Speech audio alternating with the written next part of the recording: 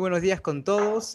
Sean todos bienvenidos a Un Ciudadano Libre. En esta oportunidad estamos entrevistando a un personaje bastante especial y bastante carismático, quien es el candidato Ricardo Malca, número 1 para peruanos en el extranjero, por Somos Perú. ¿Cómo está, candidato? Muy bien, Emanuel, muchas gracias por la invitación. Es un honor para nosotros poder tenerlo aquí, candidato. ¿Qué tal? ¿Cómo le está tratando la campaña? Bueno, en realidad es una campaña bastante compleja porque los peruanos en el exterior están bastante dispersos. Hay grupos de peruanos en muchos países, entonces llegar a ellos en el contexto de una campaña es complejo. Por lo tanto, hay que hacer muchas reuniones, hay que hacer mucha actividad ahora en medios virtuales, ¿no es cierto? Sin embargo, a mí esta campaña además me está mostrando mucha gente. He conocido muchas otras personas que están candidateando, que sí son políticos que yo he notado con mucha vocación de servicio, que es lo que necesitamos, pero también he conocido a otros políticos que son, o candidatos que son aquellos que yo como peruano no quisiera tener en la política, ¿no? Por eso creo que es particularmente importante que los peruanos conozcan a sus candidatos para que finalmente puedan elegir bien y no nos estemos arrepintiendo otra vez de los políticos que tenemos. Muchas gracias, candidato. Bueno, hemos podido revisar algunas de sus propuestas y también un poco de su trayectoria y podemos revisar que es un candidato bastante preparado. No sé si nos podría comentar un poco acerca de su trayectoria, de sus estudios y de cuáles son las razones por las que usted en este momento ha decidido ingresar a política. Mira, claro, yo estudié en el Colegio Jesuita La Inmaculada, luego estudié en la Universidad Agraria La Molina, me gradué de la Agraria como ingeniero en gestión empresarial. Luego ingresé a la Academia Diplomática y soy diplomático de carrera desde 2005. Mi primera maestría es en Relaciones Internacionales. Tengo una segunda maestría en Gerencia Política por la Universidad George Washington en los Estados Unidos. Tengo un estudio, un curso de altos estudios también en Gerencia Pública por la Academia Diplomática del Perú y un diplomado en Administración Rural por la Universidad Agraria. Estos conocimientos los he podido combinar con mi labor profesional. Yo tengo viviendo fuera del Perú por cuestiones de trabajo más de 10 años. He vivido en los Estados Unidos, en Washington, D.C., por 5 años, donde fui cónsul adscrito y fue mi primera oportunidad de contacto y trabajo directo con comunidades de peruanos organizados en el exterior. Luego viví en el Ecuador, fui director de cooperación internacional de la Unión de Naciones Sudamericanas en Quito. Estuve por poco más de 4 años viviendo en el Ecuador y desde hace poco más de 2 años vivo en Londres, en el Reino Unido. Eh, esta vivencia, esta experiencia afuera, realmente ha sido muy rica desde el punto de vista de conocer diferentes culturas, diferentes realidades, diferentes gestiones que hacen los gobiernos de los diferentes países y por lo tanto aprender pues qué es lo que hay que hacer para encauzarnos en la vía del desarrollo, ¿no? Y qué es lo que no hay que hacer también, porque ya se sabe qué es lo que no hay que hacer para fracasar, pero también se sabe qué es lo que sí hay que hacer para progresar, ¿no? Y además, el conocimiento y el potencial que tienen los peruanos en el exterior ha sido mi principal motivación. Yo encuentro en los peruanos que viven en el exterior el principal activo que tiene el Perú para generar riqueza. Creo que si le damos al peruano del exterior las herramientas para que hagan negocios con el Perú, vamos a tener en pocos meses una generación de riqueza impresionante. Muchas gracias, candidato. Y ahora hablando un poco sobre la agrupación a la que usted pertenece, ¿cuál es la razón que lo motivó a usted a pertenecer, a participar con Somos Perú? Yo soy simpatizante de Somos Perú desde hace muchos años. Mi familia también era simpatizante de Somos Perú. Y finalmente decidí inscribirme en el partido luego de algunos años de ser simpatizante. Me inscribí hace 4 años aproximadamente, en el 2017, en Somos Perú, porque yo creo que es el mejor partido. Cuando uno decide a qué partido sumarse, si es que decide hacer vida política activa, yo creo que hay dos factores fundamentales que uno debe tomar en cuenta. El primero de ellos es la naturaleza que motivó la creación del partido y su sostenibilidad en el tiempo. Nosotros hemos visto que muchas veces los partidos políticos se crean casi como que las elecciones se dan. Y si el Claro. partido tiene éxito en las elecciones, se mantiene lo que dure el mandato y si no, pues desaparece. ¿No es cierto? Eso lo hemos visto hasta hace poco, ¿no es cierto? Sin embargo, Somos Perú es un partido muy sólido. La razón de su creación fue la defensa de la democracia. Se creó en un contexto donde nuestra democracia estaba en riesgo. Y Alberto Andrade fundó este partido con unas instituciones muy sólidas para defender y promover la democracia. Y demostró que con creatividad por más que no se cuenten con recursos, sí se pueden hacer cosas buenas. Alberto Andrade hizo muchas obras viales que solucionaron buena parte del tráfico que había ya desde ese entonces en Lima. Y para el problema de seguridad ciudadana, no nos olvidemos que él creó el Serenazgo, que existe hasta hoy día, ¿no es cierto? Entonces, esa estructura que él dio a Somos Perú y ese espíritu democrático que tiene el partido y que se ha sostenido a lo largo de los años, es lo que a mí me motivó a entrar a ese partido. Yo creo que es muy importante, y esta es la segunda razón, que el partido pueda tener proyección, ¿no es cierto? Porque si tenemos un partido, como mencionaba, que se crea casi como para una elección, entonces lo más probable es que la fortaleza de ese gobierno en cuanto al partido que lo sustenta va a ser muy débil. Si llega al poder un político con un partido muy frágil, sin estructura, sin bases, entonces los riesgos de que su gestión no sea sólida son altos. Y Somos Perú es un partido sólido, tiene un centenar de municipios bien gestionados a nivel nacional, cientos de regidores y una aceptación popular muy grande, ¿no? Somos Perú además ha sido un partido que por muchos años ha sido municipalista y esta es una oportunidad en la que de manera independiente como partido está postulando en elecciones generales. Antes ha postulado en alianzas. Muchas gracias, candidato. La verdad es muy, muy interesante y es muy bueno poder conocer a gente que esté comprometida así con el partido al que pertenece. Le felicito por ello, candidato. Y justamente hablando sobre la historia y este compromiso democrático que presenta Somos Perú y también la necesidad, ¿no?, de tener a personajes que se desarrollen dentro de un partido. Entonces mi pregunta vendría a ser, ¿cuál es la impresión que le causa la candidatura de Daniel Salaverry por Somos Perú, conociendo que él hasta hace poco era parte de Fuerza Popular? Mira, yo te voy a contar mi experiencia. Yo soy militante de Somos Perú, entonces yo estuve desde el inicio, cuando se discutía si era conveniente o no. Y yo debo confesarte que yo al inicio estuve en contra. Yo no estaba dentro de los militantes que querían apoyar esa candidatura. Sin embargo, el tiempo demostró que estaba equivocado, porque ya estando dentro del partido, Daniel Salaverry ha demostrado ser una persona preparada y con propuestas que creo yo son viables, ¿no? Somos Perú lo ha acogido y la militancia finalmente lo ha apoyado. Muchas gracias por la respuesta, candidato. Ahora hablemos un poco sobre propuestas, hablemos un poco sobre la situación. En estas elecciones parlamentarias del 2021 se disputarán por primera vez los escaños de los peruanos en el extranjero. Es una iniciativa que se viene persiguiendo desde el periodo de 2011 a 2016. ¿Podría contarnos cómo se siente al competir por ser uno de los dos congresistas de la nueva circunscripción de peruanos residentes en el extranjero? Mira, tú lo has dicho, es una gran oportunidad para los peruanos que viven en el exterior porque además ellos son los que lo han buscado y lo han logrado. La comunidad peruana organizada en el exterior tiene muchos años haciendo gestiones para obtener las curules en el Congreso que le corresponden. Son más de 3 millones de peruanos viviendo fuera, cerca de 1 millón de peruanos que tienen su DNI con dirección del exterior y que por lo tanto están habilitados para votar. Para mí es todo un reto, pero es un reto que asumo con el mayor sentido de la responsabilidad porque conozco a los peruanos del exterior, soy uno de ellos, y conozco el Estado. Y sé lo lejos que en este momento está el Estado de los peruanos en el exterior y la necesidad de acercarlos. Y no es tan complicado si uno usa dos herramientas que ya existen, pero que tenemos que aplicarlas a los peruanos del exterior, que son la virtualidad y el sistema postal. Creo que todos o casi todos los candidatos que postulan por el distrito electoral de los peruanos en el exterior han ofrecido incluir la virtualidad en las gestiones que tenga el peruano del exterior con el Estado y esa es una buena noticia. Yo sobre esto estoy satisfecho porque gane quien gane creo que va a ser una realidad la gestión virtual de peruanos en el exterior. Creo que hay que hacer algunas modificaciones. La Secretaría de Gobierno Digital de la Presidencia del Consejo de Ministros tiene una norma que regula la gestión digital con el Estado, pero esa norma no incluye de manera expresa a los peruanos que viven en el exterior para cosas tan simples. Por ejemplo, si un peruano que tiene su DNI con dirección del exterior quiere hacer un trámite online con SUNAT, no puede. Pero un peruano con dirección del Perú sí puede. Hay algunos trámites con SUNAT que sí se pueden hacer online, pero si uno tiene su DNI con dirección del exterior, no puede porque SUNAT no reconoce un domicilio que no esté dentro del Perú. Claro.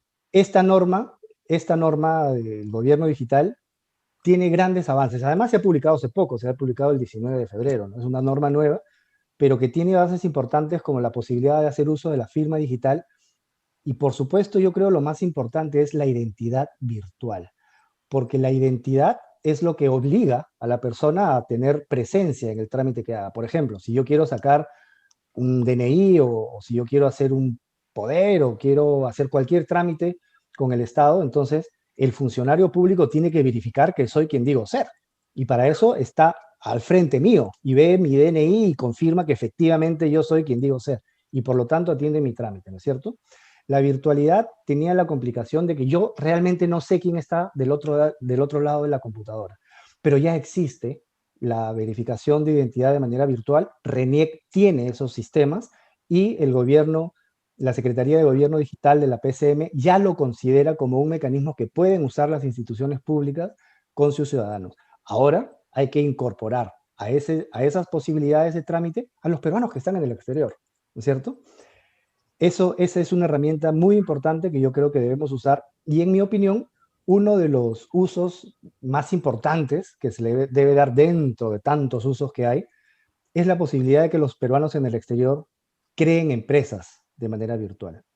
Yo te apuesto, mira, si al peruano del exterior, con la capacidad de trabajo y la creatividad que tiene, yo he vivido fuera muchos años y te puedo decir con toda seguridad que el peruano sí es más creativo que cualquier otra persona. Sí lo es, realmente lo es. Es más creativo y cuando tiene la oportunidad de crear un proyecto, lo hace de manera inmediata y eficiente. A veces no lo hace porque no tiene las herramientas, como en este caso.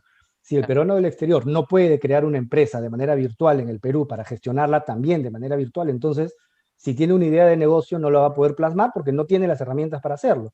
Hoy, si un peruano del exterior quiere hacer una empresa en el Perú, tiene que o viajar al Perú, con todos los costos que eso significa, o entregar un poder con todos los riesgos que eso significa, porque a veces uno le entrega el poder a una persona y con la esperanza de que haga solamente aquello que se le comendó, pero han pasado casos en que han habido excesos, ¿no? Y es un riesgo siempre entregar un poder. Por eso, si se le da al peruano del exterior las herramientas para hacer empresa, yo te apuesto, estoy seguro que vamos a empezar a generar una cantidad muy importante de riqueza que va a beneficiar a los peruanos del exterior y también al Perú. Le agradezco por la respuesta. Muy importantes propuestas, candidato, y qué bueno que se haya llegado a consensos mediante estas medidas por los otros partidos también. Candidato Malga, justamente haciendo un poco un comentario de lo que está diciendo, me interesa bastante ese enfoque de nueva gestión pública que se tiene, ¿no? La parte virtual es bastante importante porque es un punto que ha sido dejado de lado y, como dice, ¿no? Genera, pues, más conflictos, más problemas, sobre todo porque el hecho de poder crear empresas por Internet, de hecho, es conveniente para el país, es conveniente para la persona, para que pueda realizar, pues no solo tener ingresos, sino que realizarse por completo. Entonces, Por supuesto. es un buen análisis el que hace y me parece bastante llamativo, sobre todo porque no he escuchado nada similar. Mira, Eh, si me permites complementar lo que dices, yo creo que hay cosas que nos enseña la experiencia. Yo he vivido en el Reino Unido, vivo en el Reino Unido, he vivido en los Estados Unidos, he vivido en el Ecuador también, y a veces uno ve la normalidad con la que se vive en países desarrollados y se realizan gestiones como abrir una empresa. El día de hoy, he hablado con un amigo mío peruano que vive en los Estados Unidos y me ha dicho que ha abierto una nueva empresa para un negocio de distribución que tiene y le ha tomado 15 minutos. 15 minutos. Le tomó abrir una empresa desde su escritorio, en su casa, de manera virtual. Entonces, ¿cuánto tiempo le toma a un peruano abrir una empresa? Vamos a darle todas las facilidades. Y ahí hay una serie de aristas. Y te voy a poner dentro de los esquemas de facilidades que tenemos que darle a los peruanos para que generen negocios, hay también una palabra clave: confianza. ¿Cuál es una de las trabas que hay? Y lo digo con un sentido positivo, que existen, es la SUNAT. La SUNAT, para un pequeño empresario, para un microempresario, digamos, para una persona que acaba de abrir una empresa, puede convertirse en el enemigo. Y hay una serie de razones, y creo que hay una que es muy potente. Si tú abres una empresa y como es nueva, de repente no facturas en los 2, 3 primeros meses y empiezas a facturar en el cuarto mes y de repente el quinto mes no facturas y el sexto mes sí, y por lo tanto hay meses en los que no facturas. Y esos meses en los que no facturas, no presentas una declaración a SUNAT en cero, la SUNAT asume que le estás mintiendo y te pone una multa, ¿no? Yo creo que hay que darle la vuelta a eso. La SUNAT debe asumir. Si tú no le presentas una declaración de impuestos, debe asumir entonces que no has facturado nada, ¿no es cierto? Ahora, si descubre que sí has facturado y no has declarado, entonces claro que corresponde una multa, pero empecemos confiando. No le compliquemos la vida a las personas. Además, podemos extendernos mucho en este tema, pero además nosotros tenemos 3 sectores en nuestra población donde cada uno tiene que ser atacado con políticas distintas. A las clases más bajas tenemos que inyectarles una cantidad de educación tremenda. Educación, educación y más educación es lo que les va a dar a ellos los conocimientos y por lo tanto las oportunidades para que puedan salir adelante. En el caso de las clases medias, clases que ya consumen, ¿no es cierto? Tenemos que regular el consumo, pero regularlo nuevamente en un sentido de confianza. No se trata de hacer intervenir al Estado de ninguna manera en el mercado, pero sí se trata de regular el consumo para que no hayan abusos. Tenemos que tener un Indecopi fuerte. Yo les apuesto que a varios de ustedes deben haber tenido problemas con la tarjeta de crédito o con el celular o con los recibos de servicios básicos y les apuesto que cuando se han quejado, por más que ustedes realmente hayan tenido la razón, no se las han dado, ¿no es cierto? Necesitamos un Indecopi fuerte que realmente cumpla con su trabajo. Y regresando al tema de la SUNAT, en las clases más altas, nosotros necesitamos una SUNAT inteligente, una SUNAT que no se deje eludir en cuanto a impuestos, ¿no es cierto? No se trata de crear más impuestos, no, para nada. Se trata de hacer que aquellas empresas y personas que tienen responsabilidad de pagar cierta cantidad de impuestos, pues cumplan. Ahí debe estar la atención de la SUNAT. No debe estar en las clases más bajas ni en los pequeños empresarios que recién empiezan. Deben estar ahí, donde hay, y hay que decirlo como es, donde hay, por decirlo de alguna manera, especialistas en eludir impuestos, ¿no es cierto? Ahí tiene que estar la atención de la SUNAT. Y estos son complementos, perdón, creo yo, que se tienen que trabajar para que cuando el peruano del exterior finalmente abra su empresa en el Perú y pueda hacer negocios con el Perú, pues no encuentre estas trabas tampoco, ¿no? Sí, sobre todo la traba existente, hemos visto en la realidad de que justamente son las empresas más grandes que terminan librándose de estos impuestos y generando una externalidad negativa para todos, al fin y al cabo. Sin embargo, por ejemplo, cuando usted menciona lo de crear una empresa virtual, de manera virtual, se refiere a que la empresa también trabajará de modalidad virtual, tal vez puede ser en e-commerce o cualquier tipo de empresa, es lo que a usted se refiere. En la modalidad que la persona decida. Puede ser un e-commerce o puede ser un servicio o puede ser un comercio local o un comercio internacional, un comercio exterior. Creo que hay que dar el marco legal para que ya la gestión misma de la empresa sea decisión del peruano. Si el peruano en el exterior quiere crear una empresa en el Perú para e-commerce, para ofrecer un servicio, para exportar, para importar, para comprar una franquicia, para desarrollar una marca, etcétera, entonces ya dependerá de la creatividad de este peruano. Pero hay que darle el marco legal para que lo pueda hacer. Yo te voy a contar una anécdota muy rápida. Yo conocí a un peruano que trabajaba en limpieza y dentro de las labores de limpieza que hacía, limpiaba un bar, ¿no es cierto? Limpiaba un bar en el Reino Unido. Se cruza con el dueño y en una de las conversaciones que tuvo, que fueron varias, finalmente termina convenciendo al dueño de ese bar para que incluya en su menú comida peruana. Él se hacía cargo de todo, él se encargaba de los ingredientes, de cocinar, de servir, de todo. Bueno, ya te imaginarás el éxito que eso fue, ¿no es cierto? Entonces, esa creatividad y ese emprendimiento es el que nosotros tenemos y es el que nosotros debemos aprovechar. Y si nosotros damos las herramientas para aprovecharlo, la riqueza que vamos a generar va a ser increíble. Son 3 millones de peruanos que viven en el exterior. Imaginémonos que solamente el 5% de esos 3 millones de peruanos en el exterior hagan negocios por 1.000 soles al año, ¿no? Por 1.000 soles al año, menos de 100 soles al mes. Estamos hablando de la generación de 150 millones de soles al año en riqueza nueva, fresca, para beneficio de los peruanos en el exterior, pero también para beneficio del Perú, porque van a ser negocios que se hagan con nuestro país. Mi pregunta, por fin. Usted, pues, sabrá que una de las mejores noticias que hemos tenido la semana pasada fue la llegada de 40 toneladas de oxígeno medicinal de procedencia chilena al Perú. Esto es parte de las buenas relaciones diplomáticas que tiene Perú con los países vecinos. Gracias en parte a esta ardua labor de nuestros diplomáticos. ¿Cómo usted cree que se amplía la experiencia diplomática y esto pueda servir en el cargo de representar en el Congreso a los peruanos en el extranjero? Mira, los representantes que finalmente resulten elegidos van a tener una labor muy delicada, porque van a representar a peruanos que viven fuera de la jurisdicción nacional, pero que tienen los mismos derechos que aquellos peruanos que viven en el Perú. Y desde el Congreso, yo creo que dentro de las actividades que se pueden promover, centrándonos en lo sanitario, creo que hay dos acciones que desde la experiencia externa se pueden aplicar en el Perú. La primera de ellas, creo que es un consenso entre la comunidad científica que esta no va a ser la última pandemia, ¿no es cierto? No se sabe cuándo va a llegar una próxima pandemia, pero de que va a llegar, ¿no es cierto?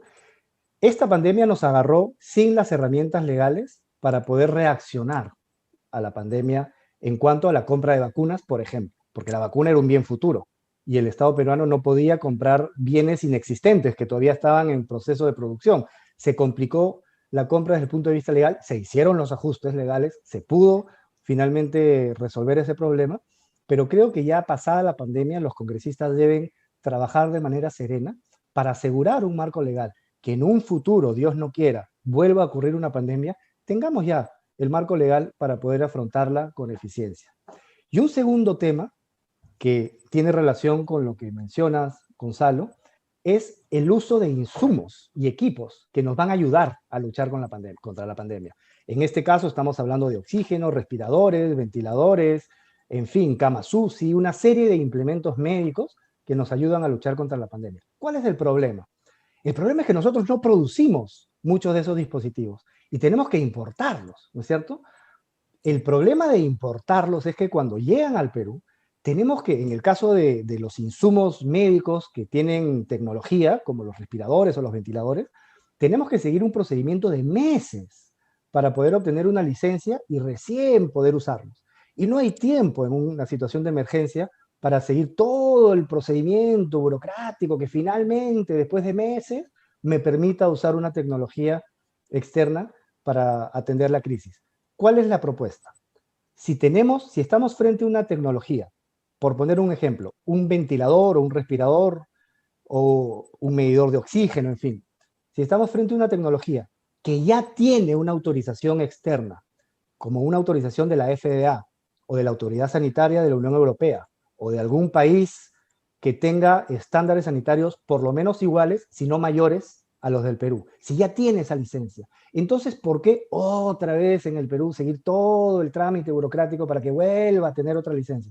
Lo que debería ocurrir es que la autoridad sanitaria simplemente debería verificar la validez, la certidumbre de esa licencia externa y si efectivamente es una licencia de una de estas autoridades sanitarias exigentes, pues darle automáticamente la autorización de uso, sin tanta burocracia, porque es un producto que ya siguió un proceso de verificación y de validación en otro lugar. Creo que esas dos propuestas podrían ayudarnos mucho en el ámbito sanitario, sobre todo para situaciones de emergencia como estas. Buenas tardes, candidato Ricardo. Buenas tardes, Tomás. Siguiendo un poco con la línea del emprendimiento, como decía, y los peruanos en el extranjero, hay un par de leyes muy llamativas propuestas por usted. Y en primer lugar está precisamente la ley del emprendimiento, la cual consiste en apoyar a los emprendimientos de los peruanos en el extranjero en todas sus etapas, siempre y cuando éste tenga una relación con el Perú. ¿Podría explicarnos qué requerimientos debe tener un emprendimiento para que se considere que tenga una relación con el Perú? Que en alguna parte de la cadena de valor esté incluido el Perú. Por ejemplo, si yo estoy en el exterior y creo una empresa en el Perú y esta empresa en el Perú va desde el Perú a exportar café o espárragos o frutas, en fin, cualquier cosa que va a exportar desde el Perú, entonces la cadena de comercio está incluyendo al Perú, en tanto está incluyendo productos peruanos. Si voy a sacar una marca del Perú para el exterior, en fin, ¿qué cosa no incluiría? No incluiría la empresa del peruano en el exterior, que está en el exterior, para un negocio en el exterior, completamente movido en el exterior y que no incluye en ninguna parte del Perú. En esos casos no estaría incluido esta ley de emprendimiento. Pero en los casos donde el Perú sí está incluido, entonces el Perú se va a beneficiar y por lo tanto sí debería tener alcance esta norma. Y ojo, esta norma se trata de incluir los emprendimientos de los peruanos en el exterior en las promociones que ya existen. El Ministerio de la Producción tiene actividades de promoción del comercio de micro y pequeños empresarios, ya tiene. Hasta el Ministerio de Cultura tiene también actividades de financiamiento para emprendimientos en industrias culturales. Ya existen esos emprendimientos. Ahora, se trata de fortalecerlos y regularlos de manera tal, hacer una regulación de manera tal, que alcancen a los emprendimientos de los peruanos en el exterior. Y como decía, tiene pues que tener algún vínculo con el Perú ese emprendimiento para que alcance estos beneficios, que además tienen que incluir capacitación, ¿no es cierto? Hay capacitaciones que ya se dan, oportunidades de inversión que ya se dan. Se trata de ampliar esas actividades de promoción y de oportunidades de inversión y de comercio que se dan a nivel macro, ¿no es cierto? Ampliarlas también para que se den a nivel micro. Hay algo tan sencillo como hacer capacitaciones virtuales orientadas, por ejemplo, para los peruanos en Estados Unidos, y que los peruanos en los Estados Unidos sepan qué está demandando el país del norte y que puede ser atendido desde el Perú. Lo mismo con Europa, lo mismo con el Asia. Hacerlo por regiones y en los casos que amerite, como el mercado estadounidense, que es un mercado enorme, hacerlo por país.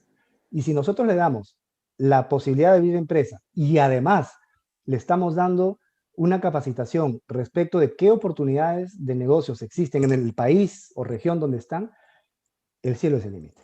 Yo creo que la cantidad de riqueza que se va a generar va a ser impresionante. Muy bien, candidato.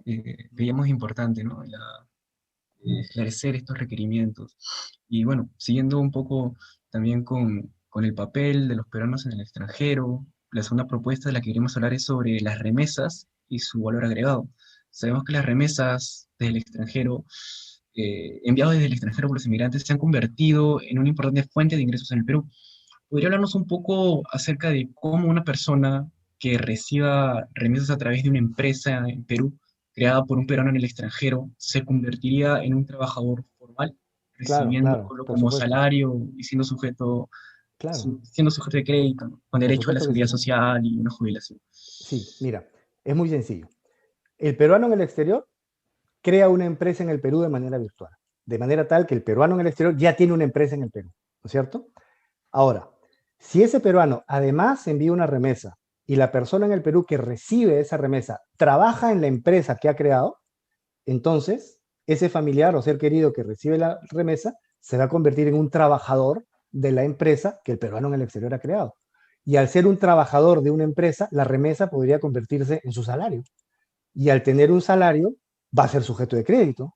Y al ser formal, va a tener acceso a la seguridad social y a la jubilación. Ese es un valor agregado importante que se le puede dar a las remesas que los peruanos envían en el exterior, que son más de 3.000 millones de dólares al año. Muy bien, candidato Ricardo. Muy, muy interesante esta aclaración, muy interesante estas leyes. Y bueno, a continuación, Manuel Palomino va a continuar con las preguntas. Muchas gracias, candidato. La verdad es bastante interesante todo lo que se está compartiendo. Mi pregunta vendría a ser, bueno, justamente hablando sobre esta incorporación, ¿no? De las curules para los peruanos en el extranjero, para su representación. Mucho se habló en contra, ya que se decía que los peruanos que abandonaban el país les faltaba un sentido patriótico, una especie así de comentarios completamente desatinados que decían que ellos al abandonar el país no merecían una representación. ¿Usted qué le diría a todos esos peruanos que hoy en día dicen que los peruanos que se han marchado no merecen una representación en el Congreso? Bueno, yo creo que quien piensa así es porque no conoce la realidad del peruano en el exterior, ¿no? Los peruanos salen afuera por muchas razones. En algunos casos salen porque se casaron y van a vivir fuera, o porque quieren buscar nuevas oportunidades, o porque por razones de trabajo salen y se quedan varios años en el exterior, o por estudios. Son varias las razones por las que un peruano sale afuera, pero cualquiera sea esta razón, los peruanos tienen los mismos derechos, vivan en el exterior o vivan en el Perú, ¿no es cierto? Entonces, se trata simplemente de aplanar la cancha. Claro. Los peruanos en el exterior, ¿cuál es la diferencia de un peruano en el exterior y un peruano que vive en el Perú respecto de los derechos que lo asisten? Son los mismos. Por lo tanto, hay que incorporarlos en la gestión pública porque son peruanos, pues, son peruanos. Viven en el exterior, pero son peruanos. Y esta representación que tienen ahora en el Congreso, yo creo que es un logro importante, además, gestionada y movida por los mismos peruanos en el exterior, por años. Hubo un debate. Primero se debatía si debían tener esta representación o no. Después se debatió cuántas curules, una curul, dos curules, cuatro curules. Si los peruanos del exterior tuviesen una cantidad de curules similar a la de otras regiones con una población similar, le tocarían 4 curules, ¿no es cierto? Sin embargo, le han tocado 2 curules. Y yo creo que está bien. Hay otros candidatos que he escuchado quieren ampliar la cantidad de curules para los peruanos en el exterior. Y yo creo que sí podemos llegar a eso, pero tenemos que ganárnoslas. Es decir, no se trata de ampliar la burocracia porque queremos ampliarla porque es justo. Sí, es justo, hay que hacerlo. Pero yo creo que hay que hacerlo como parte de un proceso en que resulte siendo necesario hacerlo. Los congresistas que representen a los peruanos en el exterior tienen el reto de demostrar la utilidad de tener esta representación y demostrar además el activo que los peruanos en el exterior significan para beneficio no solamente de los peruanos en el exterior, sino también del Perú. De manera tal que es un gran reto el que tienen estos dos congresistas y creo que su propio trabajo va a demostrar si estas curules son necesarias y si son necesarias ampliarlas. Muchas gracias por la respuesta, candidato. La verdad es muy necesario y creo que más que todo esto es un trabajo progresivo y que tal vez en las próximas gestiones se logre incorporar las 4 curules que vendrían a ser necesarias, ¿no? Estamos viendo grandes ejemplos en otros países de la región y bueno, da mucho que pensar que recién ahorita se están incorporando todas estas medidas. Candidato, hablando un poco sobre lo que ha venido pasando en estos días, quisiera preguntarle sobre estos problemas que hubo en la dirigencia de Somos Perú, que se estaba viendo que un montón de militantes se están retirando del partido por supuestas tomas de decisiones sin consultarles a ellos. Entre ellos está, creo, el candidato, bueno, el que fue el candidato para la alcaldía de Lima, Juan Carlos Zurek. ¿Qué es lo que usted piensa? ¿Cómo ve la relación que existe entre los miembros de Somos Perú? Mira, en una democracia se deben respetar todas las opiniones. Somos Perú ya se ha pronunciado al respecto. Y dentro del pronunciamiento está una información, creo yo, que es muy importante. La primera de ellas es que este señor habla a título personal. Y en tanto habla a título personal, pues hay que tomar su opinión como tal, ¿no es cierto? Y en segundo lugar, de esos 250 firmantes, lo que está en este comunicado es que hay una cantidad importante que no son militantes y otra cantidad importante que no existen en RENIEC, ¿no? Entonces, yo creo que es válido hacerse un par de preguntas, ¿no? Porque la primera pregunta es, si esto ocurre en campaña, ¿a quién quieren perjudicar? ¿No? Y la segunda pregunta es, si quieren perjudicar a alguien, entonces ¿a quién quieren beneficiar? ¿No? Yo creo que son preguntas válidas que se deberían hacer en este contexto de campaña, en el que pasan pues cosas como estas que en mi opinión son lamentables, pero que es parte pues del juego político y son cosas que pasan en la democracia donde todas las opiniones se tienen que respetar. Claro, muy interesante la respuesta y vale la aclaración para que así toda la gente pueda estar un poco enterada, ¿no? Ya que se puede escuchar y después se puede mal pensar y pensar que hay un terremoto dentro del partido, cosa que, bueno, según lo que usted nos cuenta, no es así. Ahora, candidato, vamos a ir con las preguntas del compañero Tomás. Sí, candidato, hay un tema, dos temas que han sido materia de debate últimamente, ¿no? Que es el cambio parcial o total de la Constitución, y entre ellos un tema es el retorno a la bicameralidad. Incluso ha habido propuestas en los planes de gobierno de muchos partidos sobre este tema, y queremos saber cuál es su opinión sobre el retorno a la bicameralidad.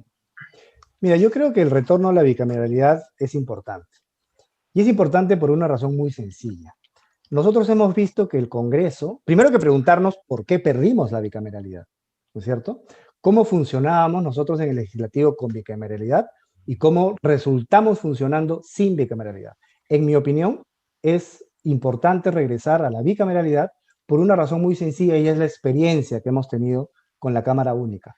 Por cosas como, por ejemplo, la aprobación de leyes al caballazo, la exoneración de dobles votaciones, la falta de debate y de reflexión respecto de algunas normas que se terminan aprobando y generando, después de su aprobación, una cantidad de conflictos que resultan en que la clase política se desacredita aún más.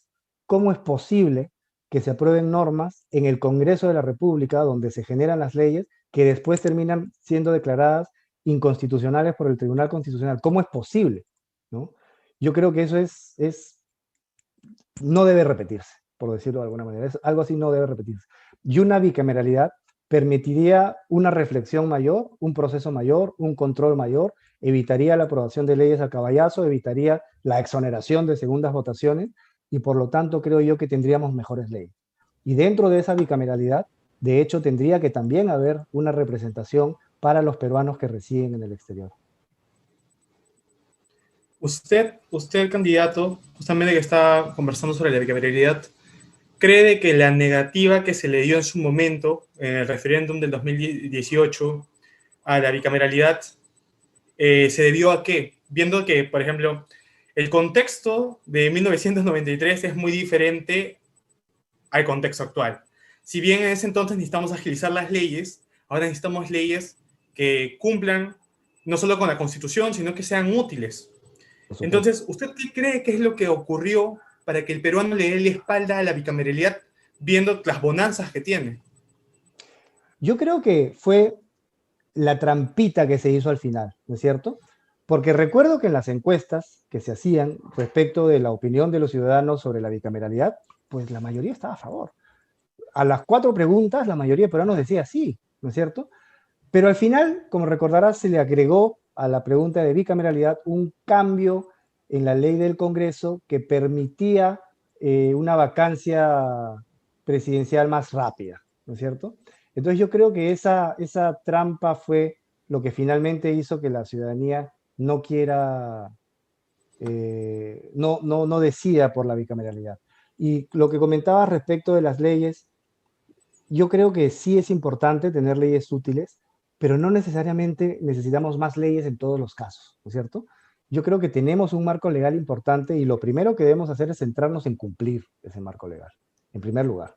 Y en segundo lugar, pues ver dónde hay vacíos legales para poder finalmente atender esas necesidades, ¿no?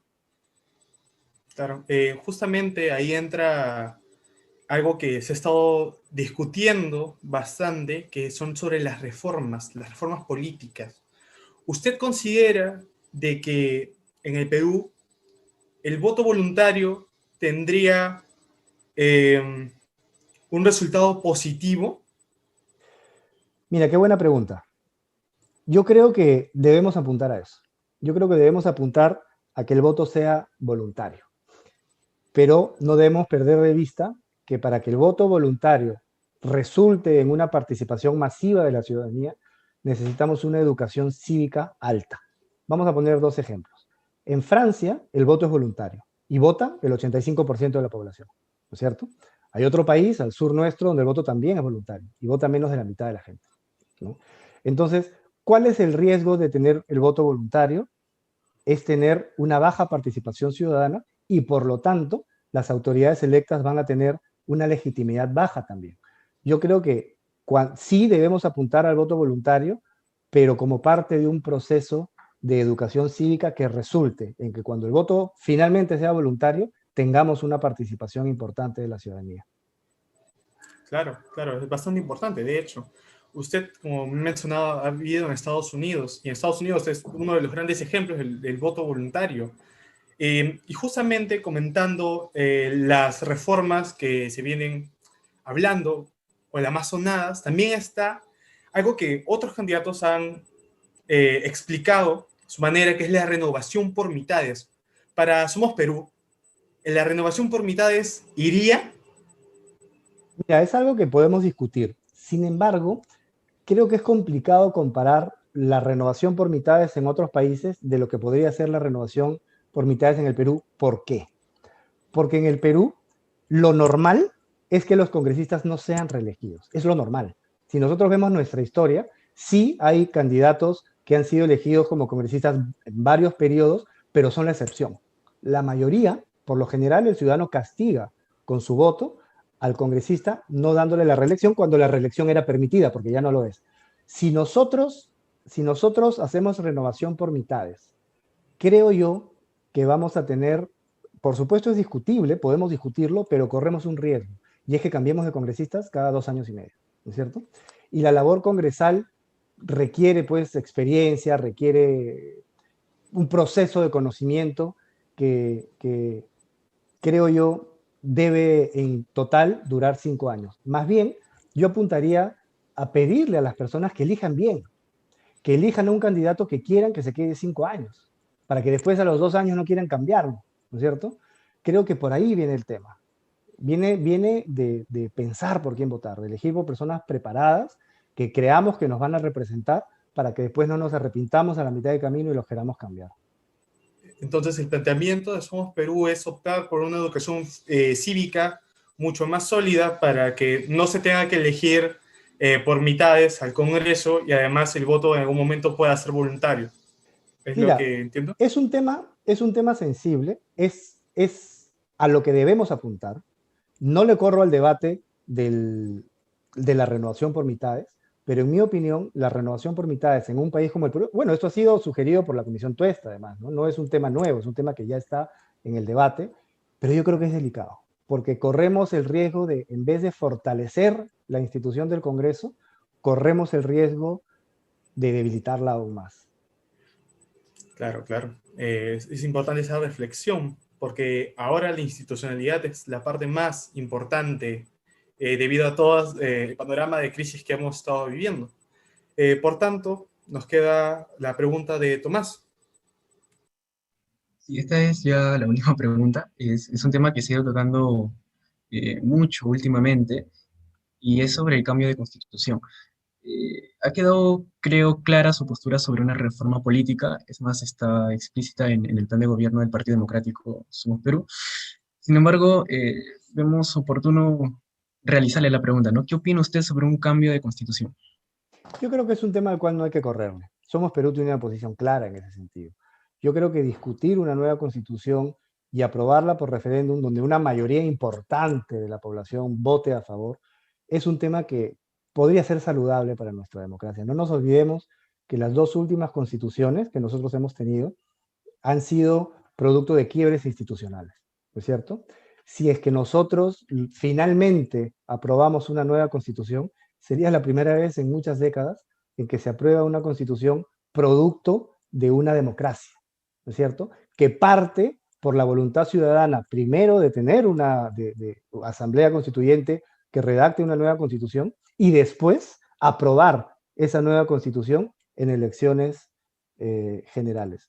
Sería saludable discutirlo y si la gente finalmente vota por tener una nueva constitución, lo que va a tocar además es, si llega el momento, pues elegir a las personas que van a redactarla con una plena conciencia y con una reflexión doblemente importante, porque una nueva constitución pues es casi como una refundación del Estado, ¿no? Es algo muy delicado y muy sensible. Candidato, yendo también sobre ese tema, tal vez no sea un poco peligroso viendo los últimos resultados que hemos tenido al escoger un Congreso populista, donde se han debatido un montón de leyes que al final terminaban siendo declaradas inconstitucionales. ¿No cree que con este precedente sea un poco peligroso el llamar a un referéndum para una nueva constitución y al aplicar una nueva elección al constituyente? Podría hacerlo, ¿no? Pero recordemos que tenemos dos filtros. El primero es, hay que elegir a los constituyentes, ¿no es cierto? Ese es el primer filtro. Si después consideramos que las personas elegidas para redactar esta nueva constitución no hicieron bien su trabajo, o consideramos que la constitución que han trabajado no responde a los intereses nacionales, entonces tenemos una nueva oportunidad de no elegir esa constitución. Porque el trabajo que ellos hagan después tiene que ser sometido a un referéndum donde la población va a elegir sí o no. ¿Queremos esta constitución o no la queremos? ¿No? Entonces, ese doble filtro yo creo que va a ser una, por decirlo de alguna manera, una suerte de garantía, ¿no? De que si finalmente llegamos a tener una nueva constitución, va a ser una constitución trabajada y aceptada por la mayor parte de la población. Muchas gracias por la respuesta, candidato. Entonces ahora podemos saber, Somos Perú apuesta por una nueva constitución y ya podemos ver también todas las propuestas que nos ha presentado el candidato Ricardo Malca. Ha sido un placer poder tenerlo aquí, candidato. Muchas gracias por su tiempo, por su disposición. Le deseamos lo mejor para estas elecciones y esperamos verlo pronto en el Congreso. Muchas gracias, gracias. Y quisiera, si me permites, unos segundos, invitar a las personas que están en el exterior a que hagan un esfuerzo y puedan ir a votar. Los peruanos del exterior tienen una particularidad y es que por lo general están muy lejos de sus lugares de votación. Y con esta situación de pandemia, posiblemente el ausentismo en el exterior va a ser muy alto. Yo les pediría que hagan un esfuerzo y que vayan a votar, y que piensen bien por quién van a votar, para que aquella persona que elijan les devuelva la esperanza con trabajo, demostrándoles que desde la política sí se pueden hacer cosas buenas para beneficio de la gente. Y a las personas que están en el Perú, inviten a sus seres queridos, a sus familiares, a sus amigos en el exterior, a que me puedan conocer. Mi página web es ricardomalca.com y yo postulo con el número 1 por el nuevo distrito de los peruanos en el exterior por el partido Somos Perú. Muchas gracias, candidato. Le deseamos lo mejor para estas elecciones. La verdad, muy buenas propuestas y esperemos que todo resulte como tiene que ser. Muchas gracias, candidato. Muchas gracias. Muchas gracias también.